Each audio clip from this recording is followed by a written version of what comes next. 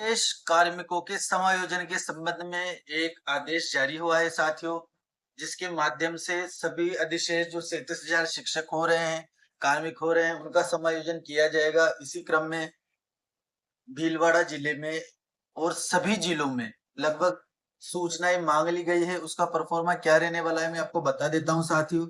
और 6-3 आखिर है क्या, इस दायरे में कौन से शिक्षक आएंगे, कौन इसके तहत अधिशेष होंगे और किसका समायोजन किया जाएगा, संपूर्ण जानकारी मैं आपको इस वीडियो में देने वाला हूं। इससे पहले साथियों, अगर आप हमारे चैनल पर नए हैं तो चैनल को सब्सक्राइब जरूर करें, बेल आइकन प्रेस करें ताकि जब भी इस प्रकार की वीडियोस आए आपके मोबाइल पर पहुंच जाएं। तो साथियों, वीडियो को शुरू करते हैं।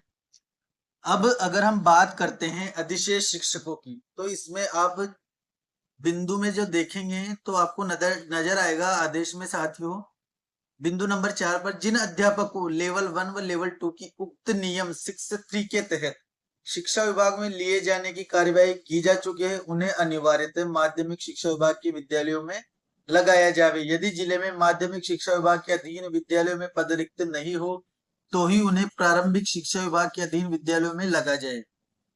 पांचवा बिंदु है इसका, जिन अध्यापकों लेवल 1 तथा 2 के संबंध में राजस्थान शिक्षा सेवा राज्य एवं अधीनस्थ नियम 2021 के नियम 6-3 के तहत शिक्षा विभाग में लिए जाने की कार्यवाही नहीं की गई है, उन्हें विभाग में पद शेष नहीं होने की स्थिति में ही अधिशेष मानते हुए पंचायती राज पदों पर लगाया जावे। तो 6-3 का बार बार यहाँ पर जिक्र आ रहा है, चर्चा हो रही है। तो आखिर ये 6-3 है क्या, इसके बारे में हम बात करेंगे साथियों। तो साथियों, राजस्थान शिक्षा सेवा नियम 2021 के नियम 6-3 के तहत माध्यमिक शिक्षा में पद विरुद्ध, यानी कि माध्यमिक शिक्षा में जो पद विरुद्ध पोस्ट अगेंस्ट और अधिशेष शिक्षकों का समायोजन किया जाता है। तो 6-3 नियम के तहत साथियों, जो माध्यमिक शिक्षा में पद विरुद्ध और अधिशेष शिक्षक जो लगे हुए हैं उसका समायोजन किया जाता है।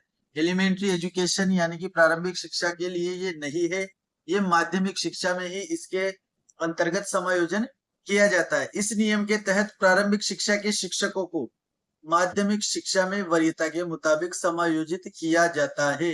यानी कि जो प्रारंभिक शिक्षा एलिमेंट्री सेटअप प्रारंभिक सेटअप के जो शिक्षक हैं उनको माध्यमिक शिक्षा में इस नियम के तहत लगा दिया जाता है। अब इसकी थोड़ी सी और जानकारी मैं आपको बता देता हूं। इस नियम के बारे में कुछ और जानकारी है साथियों।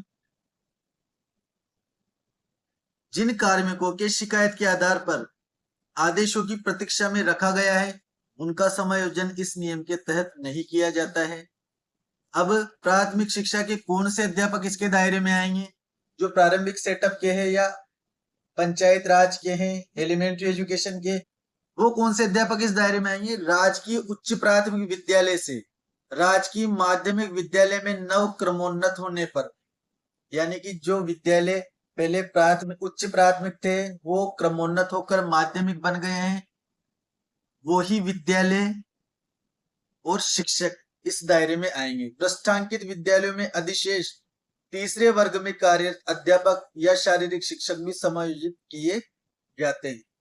तो जो विद्यालय क्रमोन्नत हुए हैं उनके शिक्षक 6-3 के तहत माध्यमिक शिक्षा में समायोजित किए जाएंगे। तो ये था साथियों 6-3, जो अधिशेष वाले आदेश में हमें बार बार शो हो रहा था और बहुत उसमें कंफ्यूजन हो रहा था कि आखिर 6-3 है क्या, कौन से शिक्षक इसके दायरे में आएंगे। तो साथियों, इसको मैंने स्पष्ट कर दिया है।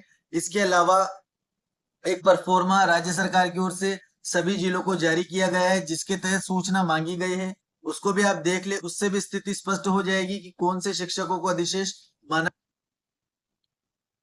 आप देख सकते हैं साथियों, निम्नांकित प्रारूप में अलग अलग तैयार कर ई साइन हस्ताक्षर सहित कॉपी 11/9/2024 को दोपहर 2 बजे तक संबंधित लिपिक के साथ स्थानीय कार्यालय में भिजवाना सुनिश्चित करें।